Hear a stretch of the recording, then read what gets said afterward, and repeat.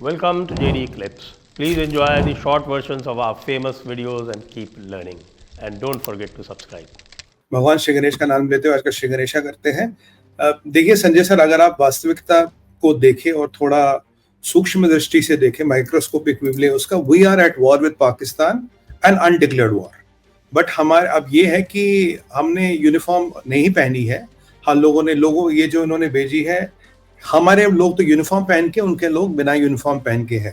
ये दो महीने पहले की बात करीब होगी जब मेरी आपसे बात हुई थी जयपुर डायलॉग्स में। मैंने कहा था सर करीब 45 से 50 लोग इन्होंने इन्फिल्ट्रेट कराए, 3-3 के ग्रुप में काम कर रहे हैं और इनमें से अधिकतर एसएसजी कमांडोज हैं या रिटायर्ड एसएसजी है या जो लीड करा वो एसएसजी कमांडो है। और अब धीरे धीरे कल परसों मेन स्ट्रीम मीडिया में भी आ गया था कि ऐसा फोर्सेस और ऐसी टुकड़ियां इन्फिल्ट्रेट कर चुकी है। जो आपने कैजुअलिटीज की बात कही बिल्कुल सही है, क्योंकि पाकिस्तान लगभग कारगिल जैसी परिस्थिति कर चुका है, क्रिएट कर चुका है। बट कारगिल में यह था कि एक क्षेत्र था और इन्होंने बंकरों पे कब्जा कर लिया और ये कंसंट्रेटेड थे। अब इन्होंने वो जो 50 की टोली इन्फिल्ट्रेट कराई थी, 3-3 के ग्रुप में उसको एक्टिवेट कर रहे हैं। जो खबरें आ रही सूत्रों से वो ये है कि देखिए इनकी मंशा है कि अभी हमने 3,500 ट्रूप हमने केवल जम्मू क्षेत्र में भेज दिए अपने बॉर्डर को रेनफोर्स करने के लिए। इनकी मंशा ये है कि ये जो लूप होल्स है, जो जहां भी अभी थोड़ा बहुत कम नजर है, जहां से भी इन्फिल्ट्रेशन हो सकता है, इन्फिल्ट्रेट करा के रख लो भारत के साइड में, मैक्सिमम से मैक्सिमम क्वांटिटी, जिसमें एसएसजी के कमांडोज, जिसमें बैट कमांडोज भी हो सकते हैं।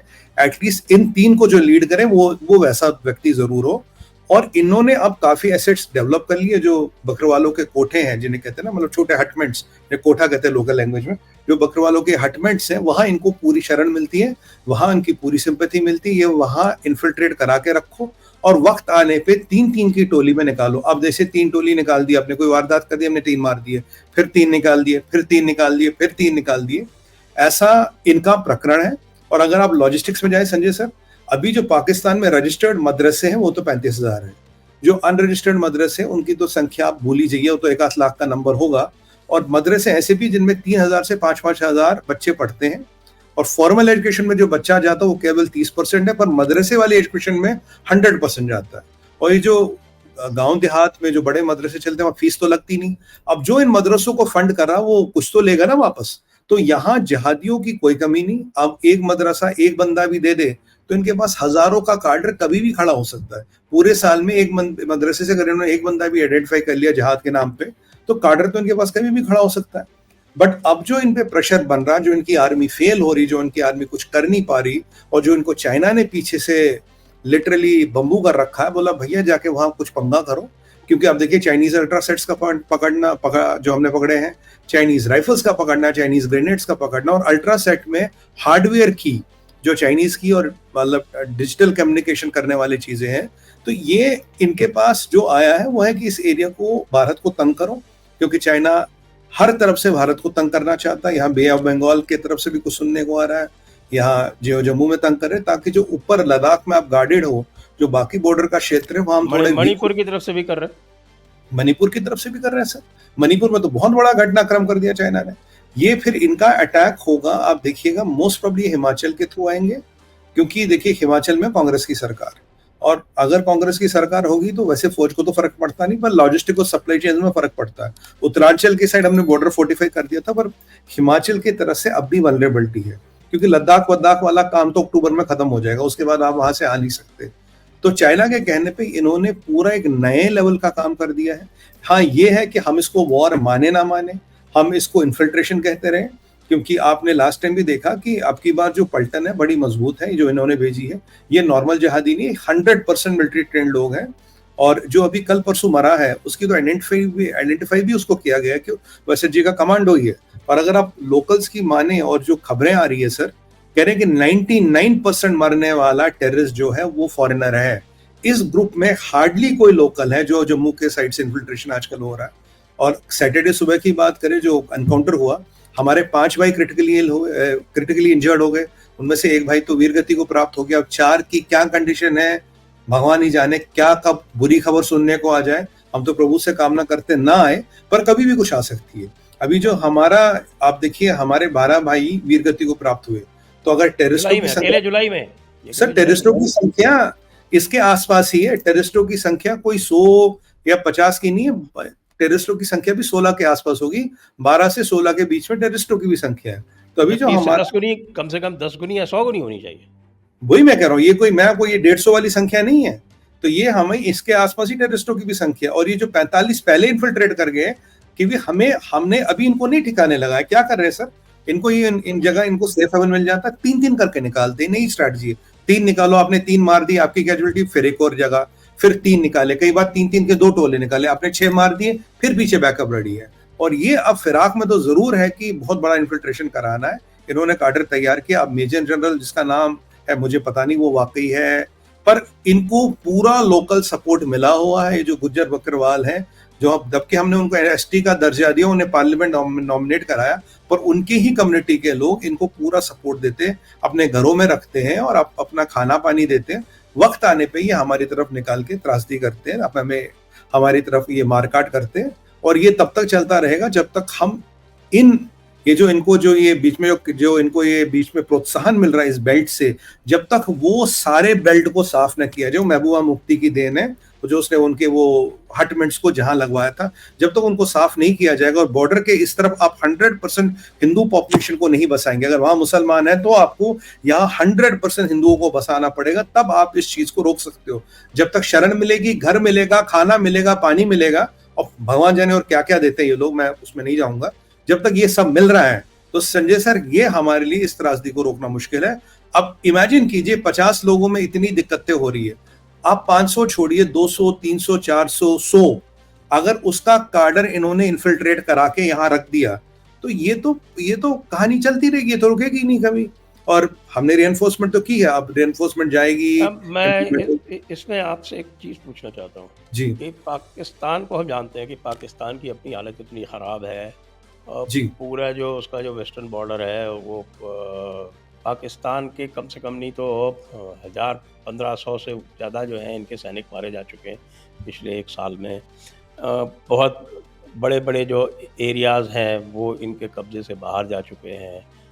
कुर्रम जैसी जगह पे, आपके कुर्रम जैसे प्रोविंस में, पारचिनार वगैरह में, यहाँ पर शिया सुन्नी दंगे हो रहे हैं जिसमें करीब 50-60 लोग जो है वो मारे जा चुके हैं।